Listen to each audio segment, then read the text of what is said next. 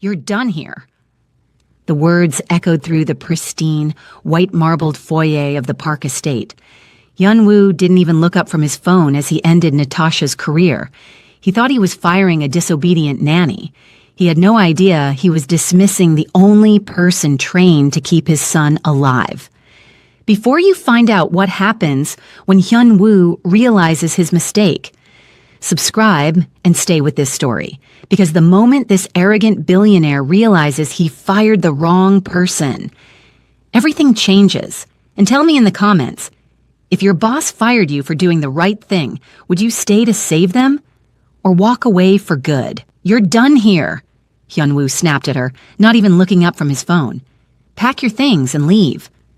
Natasha stood in the doorway of the study, still holding the tray with the untouched tea she'd brought. Her hands didn't shake. Maybe she'd been expecting this. "Mr. Park, if this is about the schedule change I made for Daniels, I don't need you making decisions about my son," he cut her off, finally meeting her eyes. His jaw was tight, that vein in his temple pulsing the way it always did when he was angry. "You overstepped. Again." She set the tray down carefully on the side table. "I rescheduled his piano lesson because he had that appointment with Dr. Richardson, the neurologist. You signed off on it last week." "I signed off on the appointment, not on you rearranging his entire day without consulting me first." Hyun-woo stood, buttoning his suit jacket with sharp movements. "My ex-wife already thinks I can't handle things on my own. The last thing I need is the nanny acting like she runs this household." Natasha pressed her lips together. She'd worked for the Park family for 8 months now, ever since moving to Charlotte from Eswatini. 8 months of watching this man push everyone away while pretending he had everything under control. "I understand. I'll have my things out within the hour." "Good." He turned back to his desk, dismissing her like she was nothing. Like she hadn't spent countless nights monitoring Daniel's sleep patterns, documenting his episodes, learning every single warning sign that preceded his seizures. She left without another word, climbing the stairs to the 3rd floor where her room was. The house felt too big suddenly. All those high ceilings and expensive paintings, and nobody who actually talked to each other. Daniel was at school. He wouldn't even get to say goodbye. Natasha pulled her suitcase from the closet and started folding her clothes. Her phone buzzed.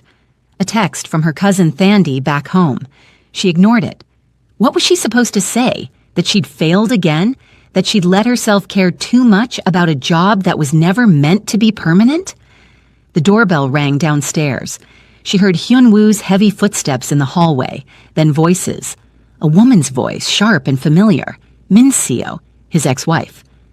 Perfect timing. Natasha zipped her suitcase and checked the room one last time. On the nightstand sat the binder she'd created. Daniel's complete medical history, every seizure logged with timestamps and duration, and what had triggered it. She'd been working with Dr. Richardson to identify patterns. Hyun-woo didn't know about that either. She should probably leave it. But something made her tuck it under her arm as she headed downstairs. The arguing reached her before she saw them. "Cannot keep doing this, Hyun-woo. Our son needs stability, not you firing everyone who tries to help." "Min-seo, I don't have time for this right now." "You never have time. That's the problem. You're so busy trying to prove you don't need anyone that you can't see what you're doing to Daniel." Natasha paused at the landing. Maybe she could slip out the back entrance, avoid this whole scene. But then she heard the front door open again. Small footsteps. Daniel's voice, confused. "Mom, what are you doing here? Where's Natasha?" Her heart clenched. She couldn't leave without seeing him. She came down the rest of the stairs, suitcase in hand. Daniel's eyes went wide when he saw her. "Where are you going?" "Daniel, go to your room," Hyun-woo said, his voice strained. "No." The 7-year-old crossed his arms, looking so much like his father it would have been funny under different circumstances. "Where is Natasha going?" Min-seo looked between them all, her expression shifting from anger to understanding. "Hyun-woo? You didn't. This is not your concern. Everything about our son is my concern. Natasha is the only person who's managed to last more than 3 months in this house. What did you do?" Before Hyunwoo could answer, Daniel's face went pale.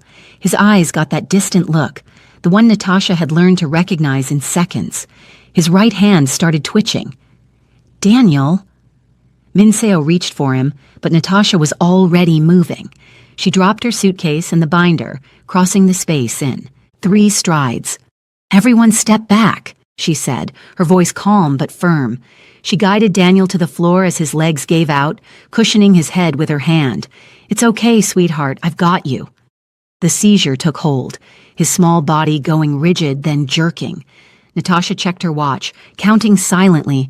She turned him gently on his side, making sure his airway was clear. "Minseo, there's a blue bag in the kitchen, second cabinet from the left. Can you get it?" Minseo ran. Hyunwoo stood frozen, his face drained of color. "Should I call an ambulance?" "Not yet, we wait. This is probably a regular one, 90 seconds or less." Natasha kept her hand on Daniel's shoulder, her voice steady even though her heart was racing. "You're doing great, Daniel. Almost done." Minseo returned with the medical bag. Natasha didn't take her eyes off Daniel, but she nodded toward it. "There's a timer in there. Can you check how long it's been?" 72 seconds, Minseo whispered. The jerking slowed, then stopped. Daniel's breathing evened out, but he didn't wake up immediately. The post-ictal phase. Natasha had seen it dozens of times. She stroked his hair gently, murmuring reassurances he probably couldn't hear yet. Hyunwoo finally moved, kneeling beside them. His hands were shaking. Is he going to be okay? "He'll wake up in a few minutes, confused, probably tired. We need to let him rest." Natasha looked up at him, her expression neutral. "This is what I do, Mr. Park. This is what I've been doing, every single day." Minseo sank into the nearest chair, her hand over her mouth. "How many times has this happened?" 43 episodes since I started working here," Natasha said quietly. "Most of them at night, a few during the day.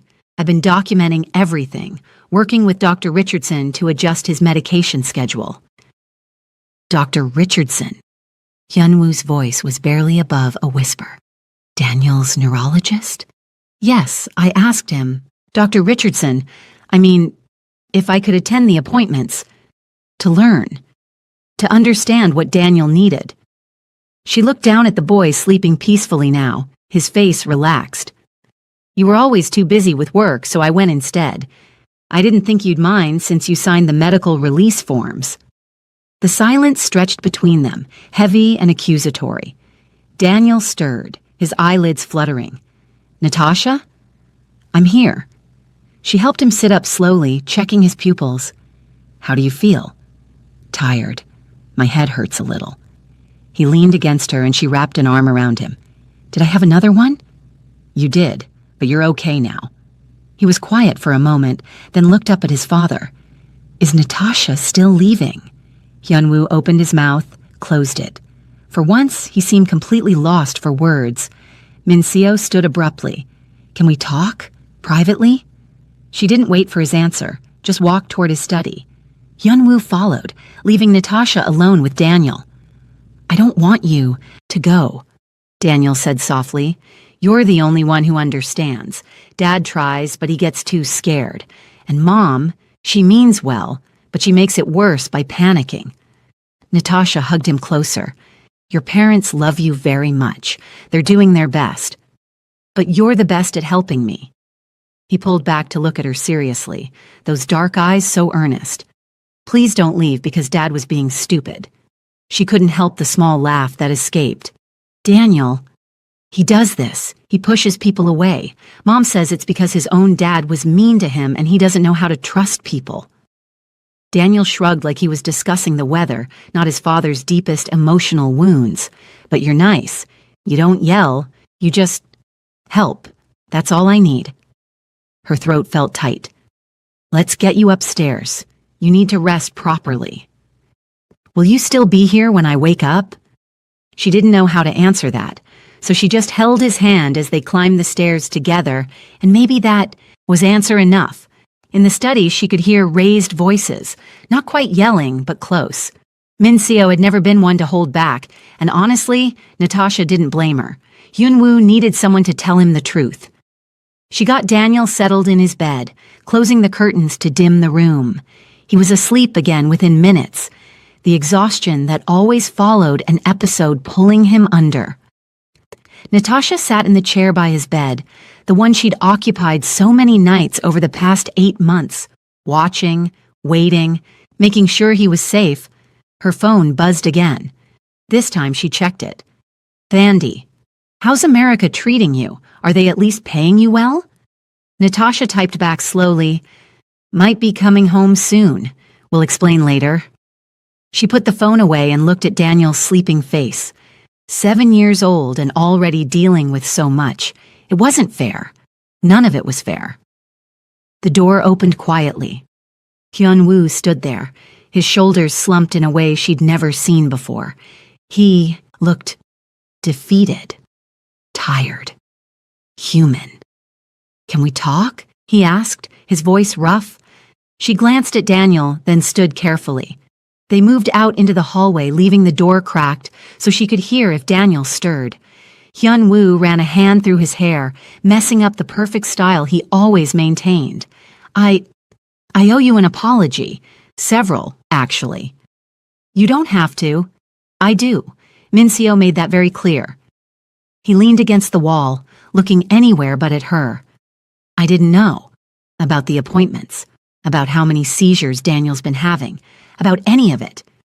You were working, building your business. I understood that. That's not an excuse." He finally met her eyes. "I hired you to take care of my son, and then I didn't trust you to do it. I second-guessed everything, questioned every decision, made you feel like you couldn't come to me with important information." Natasha crossed her arms. "You fired me for doing my job." I know. He closed his eyes.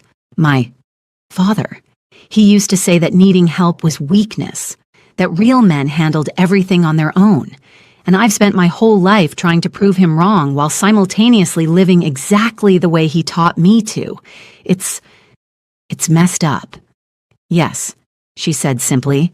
"It is." He looked surprised by her bluntness, then almost smiled. Almost. "Minseo said if I let you leave, she'll take me back to court for full custody. And she'll win, because any judge will see that I can't even keep qualified help in the house." "Is that the only reason you want me to stay? Because of the custody threat?" "No." The word came out fast, urgent. "No, it's because Daniel needs you. Because I've watched you with him for months and never really saw what you were doing. Because you're the first person who's managed to make this house feel less like a prison and more like, I don't know, something better." They stood there in the hallway, the afternoon light filtering through the window at the end of the corridor. Somewhere downstairs she could hear Minseo talking on her phone, probably to her lawyer or her new husband or whoever she vented to about Hyunwoo's inadequacies. "I can't work for someone who doesn't respect me," Natasha said finally. "I left my entire family, my country, to make a better life. I won't spend it being treated like I'm invisible." "I understand, and you're right." Hyunwoo straightened, and some of that CEO confidence returned to his posture. "If you stay, things will be different. I'll be different. I'll actually listen when you tell me something about Daniel. I'll attend the medical appointments. He hesitated. "I'll try to be less of an ass." Despite everything, she felt a smile tugging at her lips. That's a good start. "Is that a yes? You'll stay?" She thought about Daniel's face when he asked her not to leave, about the binder full of medical notes sitting downstairs by her suitcase, about the fact that nobody else in this house really understood what that little boy needed. "I'll stay," she said, "but we're setting some ground rules." Relief flooded his features. "Anything. First, you attend every appointment with Dr. Richardson from now on. Second, I need access to Daniel's full schedule, not just the parts you remember to tell me about. Third," she paused. "Third, you actually talk to your son about the seizures, about how he's feeling, about everything. He's scared, Mr. Park, and he needs his father to acknowledge that." Hyunwoo nodded slowly, taking in each point. "Okay, yes, I can do that. And you call me Natasha, not the nanny or Miss Moyo or any of that formal stuff, just Natasha. Natasha, he repeated like he was testing how it felt. Okay. They heard footsteps on the stairs. Mincio appeared, purse in hand. She looked between them, her sharp eyes missing nothing. Are we settled here? Natasha's staying, Hyunwoo said. Mincio turned to Natasha directly. You're sure? Because if he pulls this again, you call me. I'll make sure you get at least 6 months severance. I appreciate that, Natasha said, meaning it. Good. Mincio softened slightly. Daniel talks about you constantly when he's at my place. You've been good for him. Better than... She glanced at Hyunwoo. Better than some people have been. The jab landed, but Hyunwoo didn't rise to it. Maybe he was learning. After Mincio left, Natasha went back to check on Daniel. He was still sleeping peacefully, his breathing even and steady. She pulled the blanket up higher and turned to leave. But Hyunwoo was standing in the doorway, watching his son with an expression she'd never seen before. Soft, vulnerable, scared. How often does this happen at night? He asked quietly. 2 or 3 times a week, sometimes more if he's stressed or didn't sleep well the night before. She kept her voice low. I've been keeping the binder. The one downstairs by my suitcase. It has everything documented. Can I see it? Of course. It's for you anyway. I was going to leave it when She didn't finish the sentence. They went downstairs together. Natasha retrieved the binder and handed it to him. He opened it slowly, flipping through pages and pages of her neat handwriting. Dates, times, durations, potential triggers, medication schedules, notes from doctor appointments. You did all this, he said, not quite a question. It's important to track patterns. Dr. Richardson said that's how we figure out the best treatment plan. Hyunwoo sank onto the couch, still reading. His jaw tightened as he went through the entries. I didn't know. I should have known, but I didn't. Natasha sat across from him. You're learning now. That's what matters. He looked up at her, and something shifted in his expression. Gratitude, maybe, or respect, or just recognition. Like he was finally seeing her as a person instead of just hired help. Thank you, he said, for not giving up on him, on us. She nodded, not trusting herself to speak. Outside, the sun was starting to set, painting the sky in shades of orange and pink. Somewhere upstairs, Daniel slept peacefully, safe and cared for. And maybe, just maybe, things were going to start getting better. 3 weeks passed, and Hyunwoo kept his word. He showed up to Dr. Richardson's appointment that Thursday morning, sitting in the waiting room with his phone turned off. Actually off, not just silenced. Natasha had checked twice because she didn't quite believe it. Daniel kept looking at his father like he'd grown a second head. You're really here? I'm really here, Hyunwoo confirmed, reaching over to ruffle his son's hair. The gesture was awkward, unpracticed, but Daniel's face lit up anyway. Dr. Richardson called them back, and they spent 45 minutes going over Daniel's recent episodes. The doctor seemed pleased with the detailed records Natasha had been keeping. This is exactly what we need, he said, studying the charts. I'm seeing a pattern here. Most of the nighttime seizures happen between 2 and 4 a.m., and they're clustered around periods of high stress. Daniel, have things been stressful at school? Daniel shrugged, that non-committal gesture kids made when they didn't want to talk about something. Natasha caught Hyunwoo's eye and nodded slightly. This was his moment. Hyunwoo cleared his throat. Hey, buddy, if something's bothering you at school, you can tell us. We're not going to be mad or anything. It's just, there's this kid, Brandon. He keeps saying stuff about how I'm weird because I have seizures. Daniel picked at the edge of his shirt. And Mrs. Patterson makes me sit out during PE sometimes because she's worried I'll have an episode, so everyone knows something's wrong with me. Natasha's heart ached. She'd suspected there was something going on, but Daniel had never opened up about it before. Hyunwoo leaned forward, elbows on his knees. There's nothing wrong with you, Daniel. You have epilepsy. That's a medical condition, not a character flaw. And anyone who makes you feel bad about it, well, They're the ones with the problem. But I can't do the things other kids can do. Yes, you can. You just have to be a little more careful sometimes. Hyunwoo glanced at Dr. Richardson for confirmation. The doctor nodded. Absolutely. With proper management and medication, there's no reason Daniel can't participate in normal activities. Maybe we need to have a conversation with his school about accommodations. They left the office an hour later with a new medication plan and a list of recommendations for the school. Daniel walked between them, and Natasha noticed how he kept stealing glances at his father, like he was afraid this version of Hyunwoo might disappear if he looked away. Ice cream? Hyunwoo suggested suddenly. Daniel's eyes widened. Really? But it's a school day. You're already missing half the day anyway. Might as well make it count. Hyunwoo looked at Natasha. You like ice cream, right? Or is that a stupid question? Everyone likes ice cream. She smiled. I like ice cream, but I've never had American ice cream before, just the kind we made back home. Wait, you made ice cream? Daniel perked up. Like from scratch? Not exactly scratch. We didn't have fancy ice cream makers, but we'd freeze condensed milk and flavoring, and it was close enough. The memory made her a little homesick, but in a good way. My cousin Thabo was always trying to create new flavors. Most of them were terrible. They ended up at a local place called Sweetness and Light, tucked into a strip mall in the Dilworth neighborhood. The teenager behind the counter looked bored until Hyunwoo ordered one of everything for them to sample. That's like 34 flavors, the kid said. Yes, and? Natasha laughed. She couldn't help it. Mr. Park, we don't need that much. It's Hyunwoo.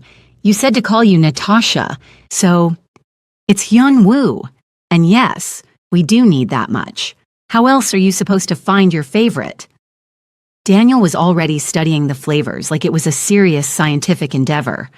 I usually get vanilla.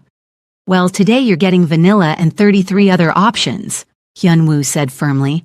They sat at one of the small tables outside, surrounded by tiny sample cups. Natasha tried the lavender honey first. Too floral. Then the bourbon butter pecan. Better, but still not quite right.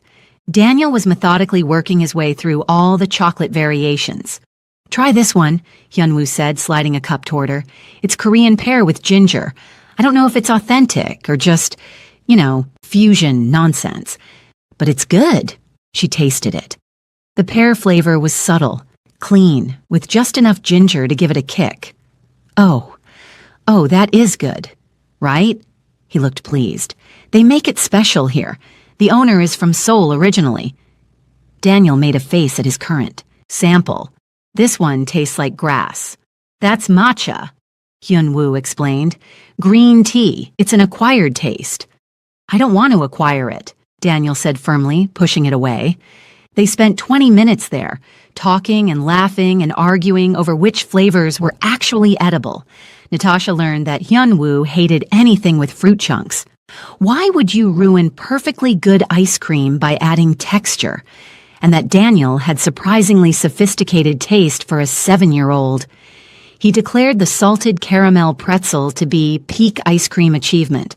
For a moment, they almost looked like a normal family. Almost. Natasha caught herself thinking it and immediately pushed the thought away. This wasn't her family. She was the nanny, the employee, the help. But Hyunwoo was looking at her with that expression again, the one she couldn't quite read, and Daniel had unconsciously scooted his chair closer to hers, the way he always did when he felt safe and happy. We should probably get you back home, Natasha said finally, checking her watch. You need rest after the appointment. I'm not tired, Daniel protested, but even as he said it, he yawned.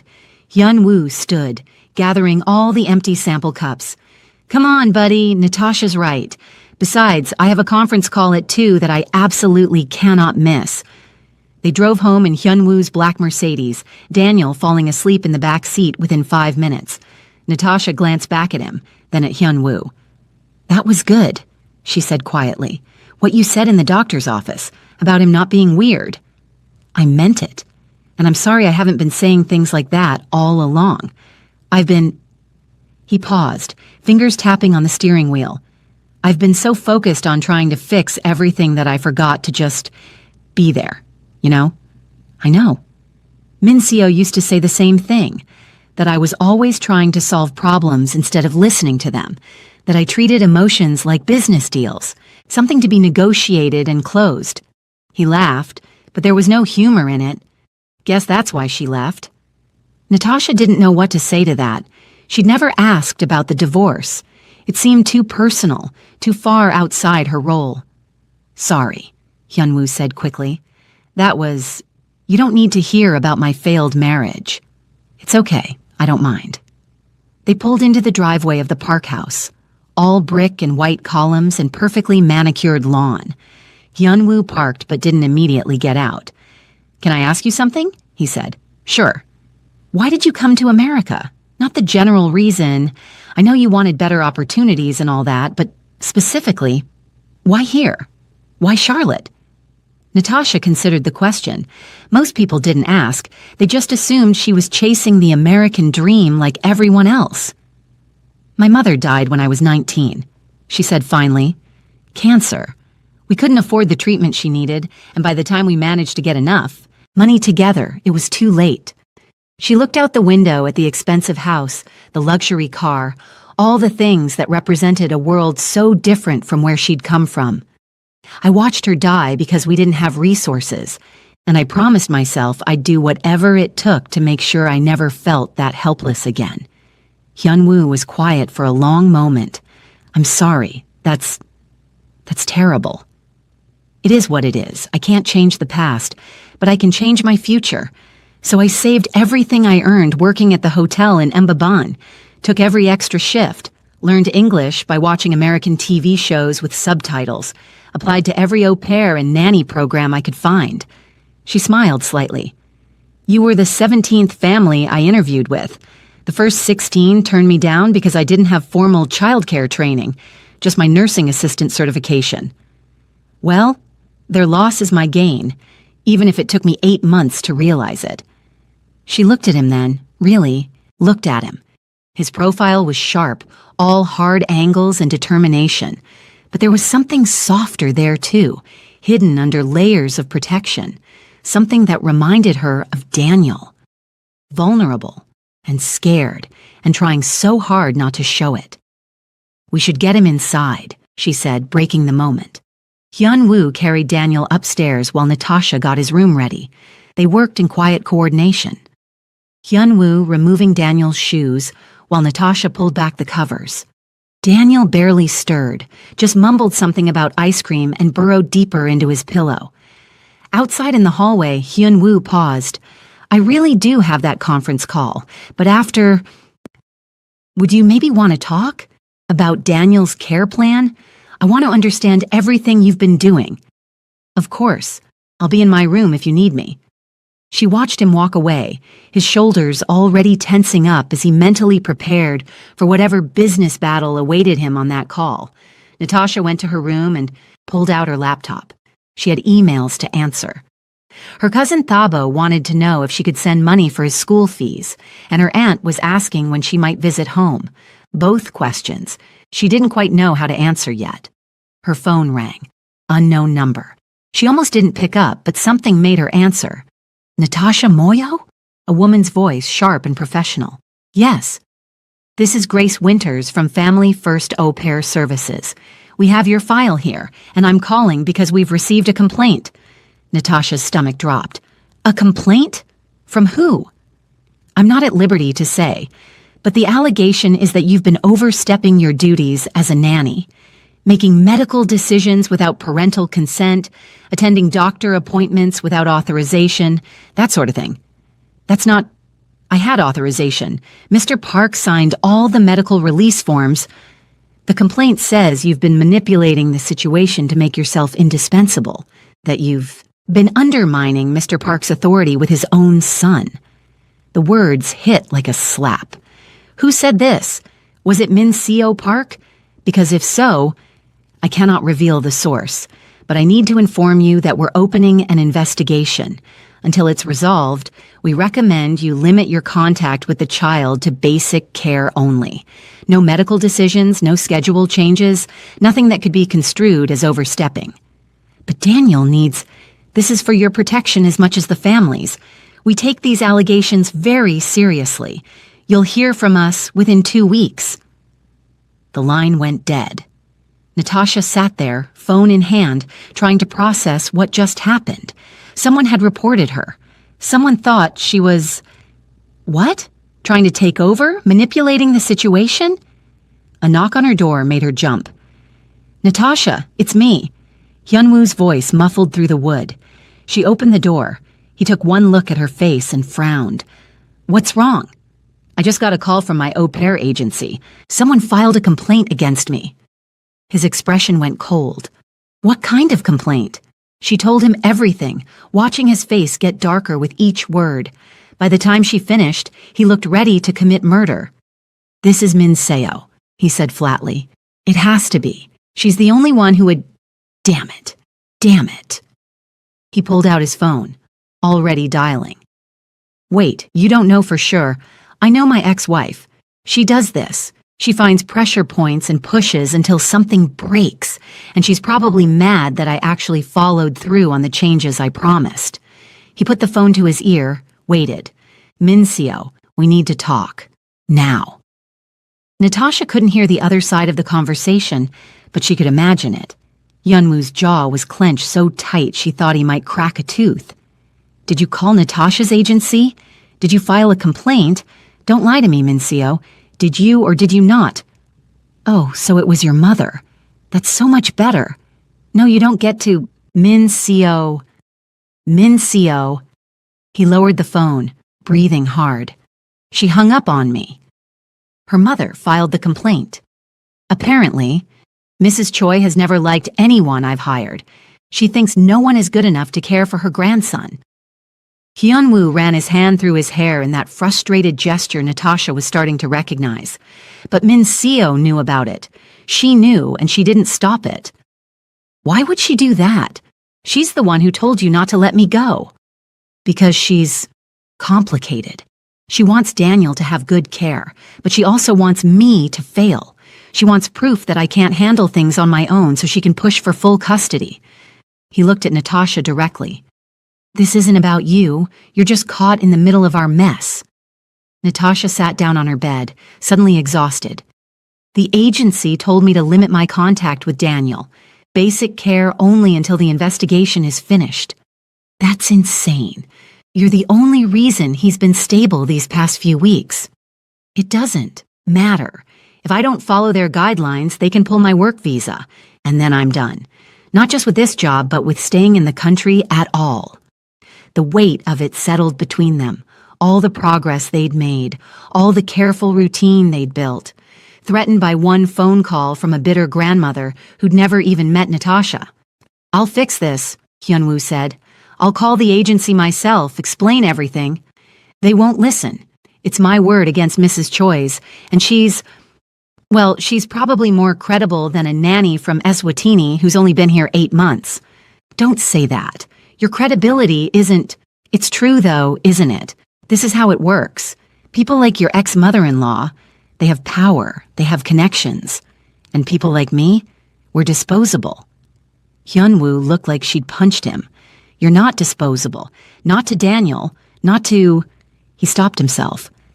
They sat there in heavy silence, the unspoken words hanging between them. Finally, Natasha stood. "I should start dinner. Daniel will be hungry when he wakes up." "Natasha." "It's fine, really. I'll figure it out. I always do." She left before he could argue, heading downstairs to the kitchen. Her hands shook as she pulled out ingredients for bibimbap, one of Daniel's favorites that she'd learned to make by watching YouTube videos and asking Hyunwoo questions about technique.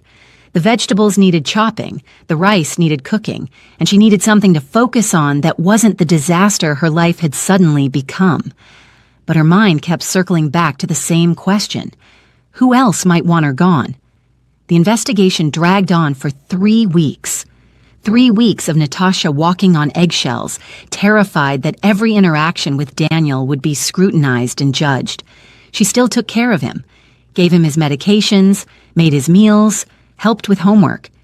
But she kept her distance emotionally, and she could see the confusion in Daniel's eyes every time she pulled away. "Why won't you play cards with me anymore?" he asked one evening, holding up the deck they used to use for their nightly games. "I'm just tired, sweetheart. Maybe ask your dad." Daniel's face fell. It's not the same. Hyunwoo had been trying to fill the gap, but he was out of practice. He came home early most days now, actually ate dinner with them instead of working through it, even attempted to help with homework, though his approach to second-grade math was apparently way too complicated because Daniel ended up more confused than before. "Why are you using algebra?" Natasha had asked, glancing at his work. "Because that's how you solve it efficiently." "He's 7. Just use pictures." They'd laughed about it, a brief moment of normalcy. But then Natasha remembered the investigation, and the laughter died. The call came on a Tuesday afternoon. Natasha was folding laundry in her room when her phone rang. "Miss Moyo, this is Grace Winters again. I'm pleased to inform you that we've concluded our investigation. The complaint has been dismissed as unfounded." Relief flooded through her so fast she had to sit down. "Really?"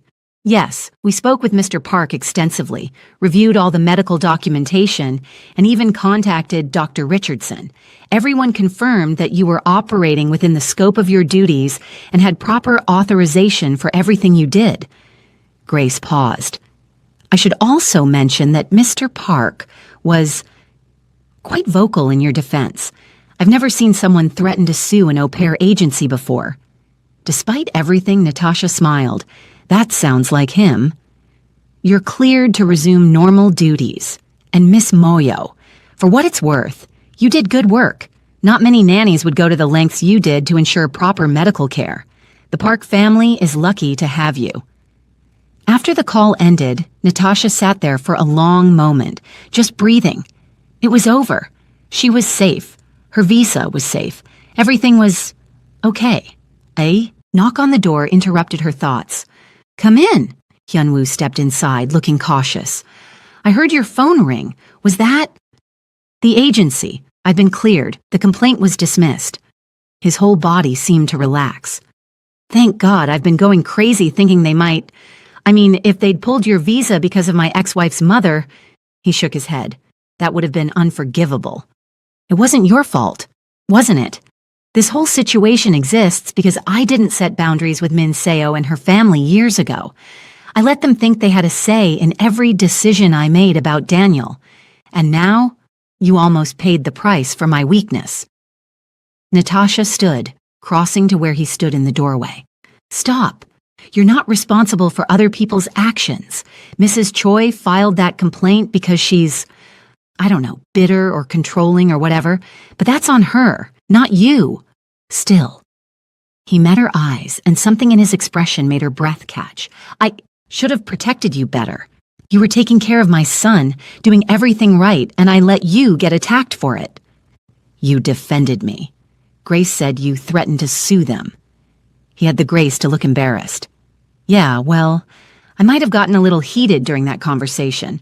Possibly mentioned my lawyers several times, maybe implied that I knew people in the visa office who could make their lives difficult if they didn't investigate properly." "You didn't." "I absolutely did. Nobody messes with people He stopped, seeming to catch himself. "People who work for me. People who are important to my son." The correction was clumsy, obvious. Natasha felt her heart start beating faster. "Anyway," Hyunwoo continued quickly, "I wanted to ask if maybe we could celebrate, the three of us. Daniel's been miserable these past few weeks with you being distant. Maybe we could do something fun, take his mind off everything." "Like what?" "There's a fall festival in Freedom Park this weekend. Carnival games, food trucks, live music, very American, very tacky, probably terrible." He smiled slightly. "Daniel would love it," she laughed. "Okay, yes, let's do it." "Yeah? Yeah, I think we could all use something normal right now." Saturday arrived bright and clear, perfect autumn weather. Daniel was bouncing with excitement from the moment he woke up, asking every 5 minutes when they were leaving. We're waiting for your dad to finish getting ready, Natasha said, braiding her hair in front of the hallway mirror. Dad takes forever, Daniel complained. Why do adults take so long to get dressed? Some adults, Hyunwoo said, appearing from his room. I'll have you know I was ready 15 minutes ago. I was answering emails. See? Forever. They drove to the park with Daniel providing commentary on everything they passed. That's where my friend Marcus lives. That's the store that sells the good bubble gum. That's where Mom took me for pizza that one time, but I threw up in the car on the way home. Thank you for that memory, Hyunwoo said dryly. The festival was packed, families everywhere enjoying the perfect weather. There were booths selling kettle corn and caramel apples, a small Ferris wheel, face-painting stations, and about a dozen different carnival games that were definitely rigged but looked fun anyway. Daniel dragged them toward the ring toss first. I want the big bear. Buddy, those games are impossible. But Daniel was already handing over his tickets, determined. He missed on his first 5 tries, then 6, then 7. His face started crumpling with frustration. Here, Natasha said gently, crouching beside him. Try holding it like this, and don't throw hard. Just let it float. He adjusted his grip the way she showed him. The next ring sailed through the air and landed perfectly around a bottle. Daniel screamed, I did it! Did you see that? The booth worker, a tired-looking teenager, handed over a small stuffed bear. Not the big one Daniel had wanted, but he didn't seem to care. He hugged it like it was made of gold. Thank you, Natasha. You're the best. She caught Hyunwoo watching them with that expression again, soft, wondering. They tried every game after that. Hyunwoo turned out to be surprisingly good at the basketball toss, winning a ridiculous inflatable guitar. Natasha dominated the duck pond game, much to Daniel's delight. They ate cotton candy and funnel cake and shared a massive plate of nachos that was probably 80% cheese. This is the best day ever, Daniel declared, cheese sauce on his chin. Ever? Hyunwoo teased. What about your birthday or Christmas? Or that time we went to Disney? Okay, fine. Top 5 best days. Daniel grinned, but still really, really good. As the sun started setting, they wandered toward the small stage where a local band was setting up. Families were spreading blankets on the grass, settling in for the evening. Concert. Should we stay? Natasha asked. Can we? Please. Daniel looked between them hopefully. Hyunwoo checked his watch, then shrugged. Why not? I don't have anywhere else to be. They found a spot near the back, spreading out the blanket Hyunwoo had grabbed from his car. Daniel immediately sprawled across it, still clutching his small bear. The band started playing. Bluegrass, which Natasha had never really heard before. The music was fast and intricate, banjos and fiddles weaving together in patterns that somehow made sense. You're staring, Hyunwoo said quietly. I've never heard anything like this. We don't have this kind of music back home. Do you miss it? Home? She considered the question. Sometimes. Mostly I miss my family, my cousin Thabo especially. We were really close growing up, but the opportunity's there. She shook her head. I'm doing more here in 8 months than I could have done in 8 years there. So no, I don't regret leaving, even when things get hard. Like psychotic ex-mothers-in-law filing false complaints? Exactly like that. They sat in comfortable silence, watching the band play. Daniel had fallen asleep, worn out from all the excitement. His head was pillowed on Natasha's lap, one small hand still holding the bear. He looks peaceful, Hyunwoo observed. He is peaceful. This was good for him. Getting out, being normal for a day. He needs more of this. We should make it a regular thing. Not necessarily festivals, but, I don't know, family outings, normal stuff. Natasha looked at him. We're not a family, though. The words came out sharper than she'd intended. Hyunwoo flinched slightly. I just meant for Daniel's sake. So he has good memories of this time in his life, not just doctor appointments and seizures and his parents fighting. Hyunwoo picked at a thread on the blanket. But you're right. I shouldn't have said family. That was presumptuous. I didn't mean it like that. She didn't know how to finish the sentence. The truth was, it had felt like family today. The three of them laughing and playing games and sharing food. Daniel calling for both of them when he needed something, not choosing one over the other. The easy way they'd moved through the day, anticipating each other's needs without discussion. It felt like family, and that terrified her, because Natasha knew how this ended. She was the nanny. Eventually, Daniel would grow up. Eventually, she'd move on to another job, or Hyunwoo would remarry, or something would change. This wasn't permanent, no matter how much it felt like it might be. "We should probably head home," Hyunwoo said, breaking the tension, "before he's completely dead to the world." They packed up carefully, Hyunwoo carrying a sleeping Daniel while Natasha folded the blanket and gathered their various prizes from the games. The walk back to the car was quiet, just the distant sound of the band still playing and their footsteps on the pavement. Daniel stirred when they buckled him into his car seat.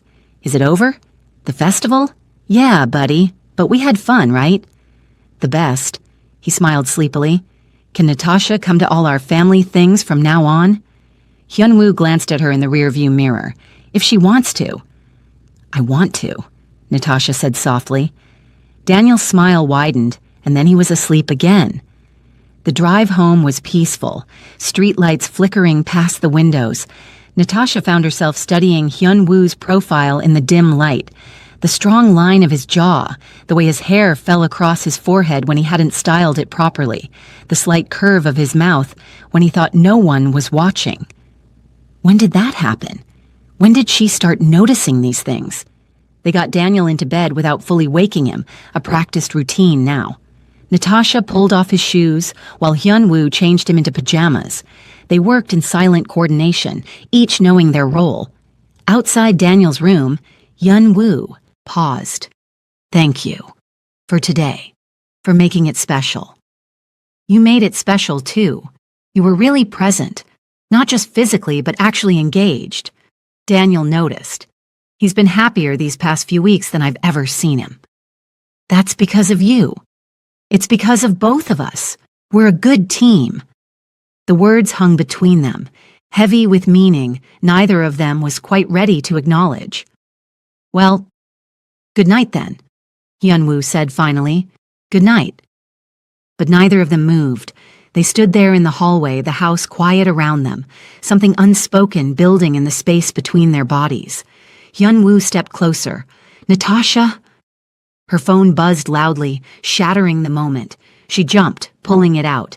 A text from her cousin Thabo.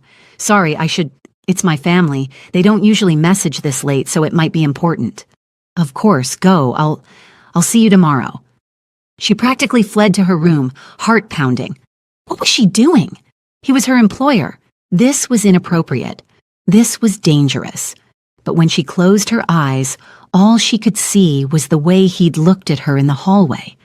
Like she was something precious. Like she mattered. Thabo's message was innocuous. Just checking in, asking how she was doing. She sent back a quick reply, then sat on her bed, trying to calm her racing thoughts. This couldn't happen. She couldn't let herself feel things for Hyunwoo. It would ruin everything. Her job, her visa, her carefully planned future. But her heart, it seemed, had other ideas. October gave way to November, and with it came complications Natasha hadn't anticipated. Minseo started showing up more frequently, always with some excuse about needing to discuss Daniel's schedule or pick up his things for her custody weekends. But Natasha could see through it. The woman was checking up on them, making sure Natasha hadn't overstepped again. "You're still here," Minseo said one Thursday afternoon, her tone carefully neutral. She stood in the foyer wearing a designer coat that probably cost more than Natasha made in 6 months. "I work here," Natasha replied evenly. "Yes, well, after the complaint," which was dismissed completely. Minseo's jaw tightened. "My mother was only trying to protect Daniel." From proper medical care? That's an interesting form of protection. They stared at each other, tension crackling between them. Natasha had learned not to back down from Minseo. The woman respected strength, even if she didn't like it. "Where's Hyunwoo?" Minseo asked finally.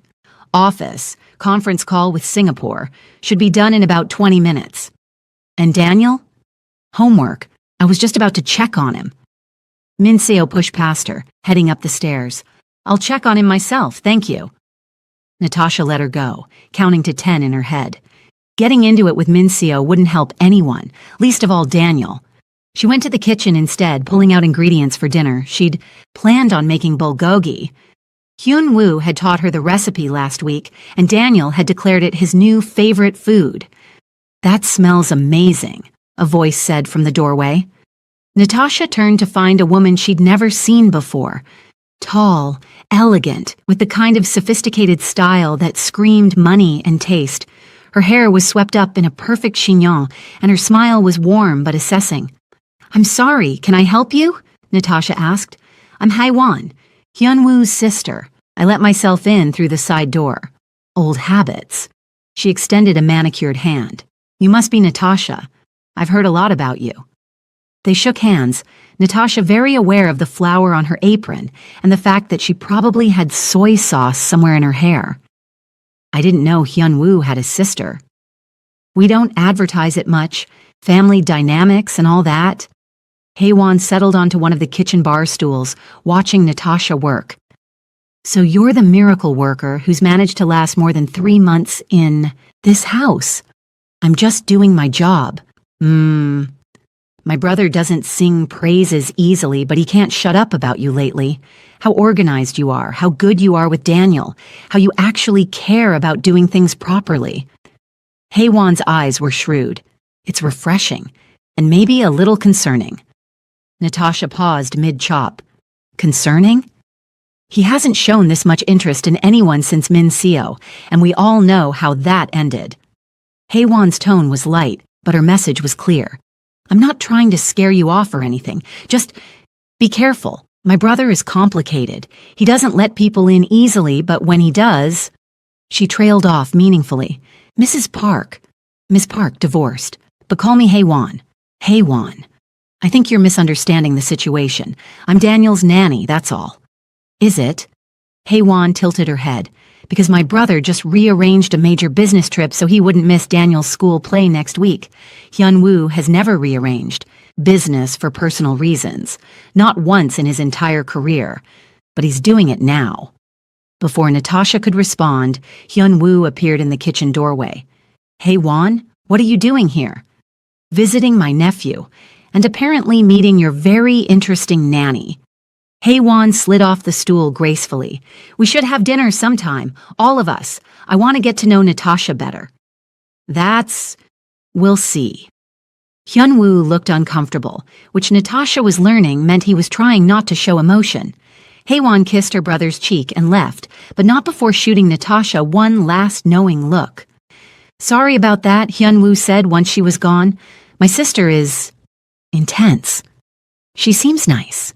She's nosy is what she is. He moved closer, peering at what Natasha was cooking. Is that the bulgogi recipe I taught you? Attempting, anyway.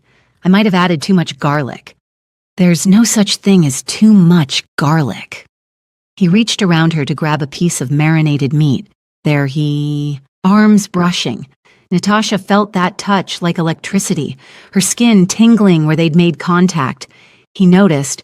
She saw it in the way his hand stilled, the way his breath caught slightly. For a moment, neither of them moved, frozen in this almost embrace. Then footsteps on the stairs broke the spell. Minseo appeared with Daniel in tow. We're leaving, she announced. Daniel's spending the weekend with me. There's a family gathering tomorrow, and my mother specifically requested he be there. Daniel looked miserable. Do I have to? Yes, your grandparents want to see you. But I hate family gatherings. Everyone asks weird questions, and grandmother keeps telling me to sit still and... Daniel, car, now. Minseo's tone left no room for argument. Hyun-woo stepped forward. Minseo, he clearly doesn't want... It's in the custody agreement. Alternating weekends. This is my weekend. She softened slightly, looking at Daniel. I know family things are boring, but it'll be okay. I'll make sure you get breaks. Daniel sighed heavily but went to get his overnight bag. Natasha caught his eye and gave him an encouraging smile. After they left, the house felt too quiet. Hyun-woo stood in the kitchen looking lost. You okay? Natasha asked softly. I hate this. I hate that he's unhappy and there's nothing I can do about it. I hate that Min Seo gets to decide when I see my own son. I hate... He stopped, running both hands through his hair.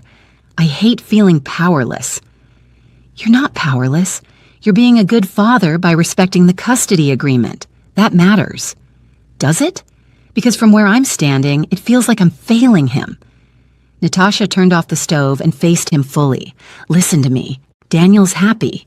He's healthy. He's doing well in school. He knows both his parents love him. You haven't failed at anything. He had 3 seizures last month, which we managed, together. And Dr. Richardson said the new medication is working better. We're making progress. Hyun-woo looked at her for a long moment. You always know what to say. That's not true. Half the time I have no idea what I'm doing. Well, you hide it well. He moved closer, and Natasha's heart started that stupid racing thing again. Can I ask you something? Sure. Why are you still here? Really? You could work for any family in Charlotte. Probably make more money, have an easier schedule, deal with less drama. He gestured vaguely at the space Min Seo had occupied. So why stay? Natasha chose her words carefully. Because Daniel needs consistency. Because I care about his well-being. Because... She hesitated. Because this feels like where I'm supposed to be right now. Even with all the complications? Especially with all the complications. Easy jobs are boring. He smiled, that rare, genuine smile that transformed his whole face. You're something else, Natasha Moyo. Is that good or bad? Definitely good. Very, very good. They stood there, the air, between them charged with possibility. Natasha knew if she leaned forward even slightly, if she gave any indication that she wanted this, but she couldn't. She shouldn't. Her phone buzzed, saved again by technology. But this time, the message made her freeze. It was from the au pair agency. What's wrong? Hyun-woo asked immediately, seeing her face. The agency. They're doing random site visits now, as part of their new quality assurance program. She looked up at him. They're coming here, next week. So? Everything's fine. Better than fine. But what if they think... What if they see... She couldn't even articulate her fear. What if they saw the way she looked at him? What if they noticed the tension between them? What if they decided she was getting too involved with the family? They won't see anything inappropriate because there isn't anything inappropriate, Hyun-woo said firmly. You're an exceptional nanny doing exceptional work. That's all they need to know. But even. As he said it, they both knew it wasn't entirely true anymore. The site visit was scheduled for the following Wednesday. Natasha spent the weekend cleaning things that were already clean, organizing things that were already organized, practicing what she'd say when they asked about her duties. Daniel came back Sunday night in a terrible mood. Grandmother spent the whole weekend telling me how I should act and what I should say, and how I need to be more like this perfect grandson she has in her head. He threw his bag on the floor of his room. I hate it there. I know it's hard, Natasha said, sitting on his bed, but your grandmother loves you. She just shows it differently than you're used to. She doesn't love me. She loves some imaginary version of me that doesn't have seizures and isn't awkward and doesn't like weird things. He kicked at his bag. I heard her telling Mom that maybe the seizures were happening because there wasn't enough structure in my life. Like it's Dad's fault or your fault or something. Natasha's stomach tightened. What did your mom say? She told grandmother to mind her own business. They had a big fight about it. Daniel looked at her with worried eyes. Is it going to cause problems? The seizures? What do you mean? For you and Dad. Grandmother said Dad should get a real medical professional to take care of me. Not just a nanny. Oh. So that's where this was coming from. Mrs. Choi was planting seeds again, trying to undermine Natasha's position. Your dad and I are a team, Natasha said carefully. We work together to make sure you're healthy and safe. That's not going to change. Promise? Promise. But even as she said it, doubt crept in. What if the agency agreed with Mrs. Choi? What if they decided Natasha wasn't qualified enough? Wednesday arrived too fast. The agency representative was a woman named Patricia Chen, stern, professional, carrying a clipboard like a weapon. She interviewed Hyun-woo first, then Daniel, then finally Natasha. The questions were pointed, specific. How do you handle medical emergencies? What's your protocol for documenting Daniel's care? Have you ever made decisions without parental approval? Describe the family dynamics. Any concerns? Natasha answered everything honestly, methodically. She showed Patricia the medical binder, explained the coordination with Dr. Richardson, walked through a typical day's schedule. Patricia took notes constantly, her expression giving nothing away. "I'll need to observe you with Daniel," she said finally, during a normal afternoon routine. So Natasha helped Daniel with homework while Patricia watched. She made him a snack, apple slices with peanut butter, his favorite. They played a quick game of cards because Daniel needed a break from math problems. Through it all, Patricia observed, writing, judging. After 2 hours, she finally packed up her clipboard. "I think I have everything I need." "When will we hear the results?" Hyun-woo asked. He'd canceled meetings to be present for this, and Natasha appreciated it more than she could say. 2 weeks, we'll send a full report." Patricia paused at the door. "Off the record? You have an excellent nanny here, Mr. Park. Don't let her go." She left before either of them could respond. Natasha sagged against the counter, relief flooding through her. "She said excellent." "She did." Hyun-woo was grinning. "She actually said that." "Maybe Mrs. Choi was wrong. Maybe this will be okay." "Of course it'll be okay. I told you there was nothing to worry about." But life had a way of proving optimism wrong. The report came back 2 weeks later.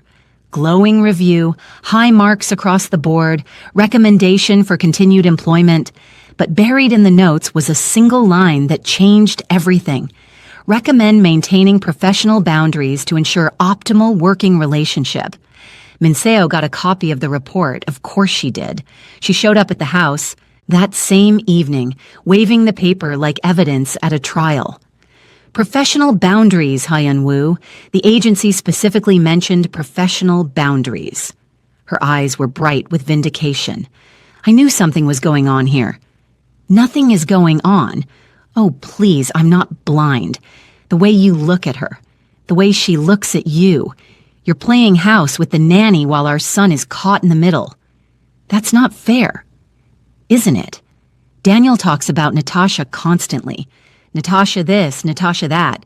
He barely mentions me anymore because he's so wrapped up in whatever fantasy family situation you've created here." They were in the living room, voices rising. Natasha stood frozen in the hallway, listening to her worst fears being articulated. Natasha cares about Daniel. That's not a crime. It is when it confuses him about who his real family is. He needs to understand that you are his father, and I am his mother, not some woman you're clearly developing feelings for. My feelings are none of your concern. They are when they affect our son. God, Hyun-woo, do you ever think, or do you just bulldoze through life hoping everything works out? Daniel appeared at the top of the stairs, his face pale. He'd heard everything. Natasha moved before anyone else could react, climbing the stairs to him. "Hey, let's go to your room, okay?" "They're fighting about you," he whispered. "They're fighting about a lot of things. Come on." She got him into his room, closed the door against the shouting downstairs. Daniel crawled into bed, fully clothed, pulling his blanket up to his chin. "Is Mom right? Are you and Dad?" "We're friends, sweetheart, that's all." "But you like him, I can tell." Natasha sat on the edge of the bed, her heart breaking. "What I feel doesn't matter. What matters is you, making sure you're okay and happy and healthy." "I'm happy."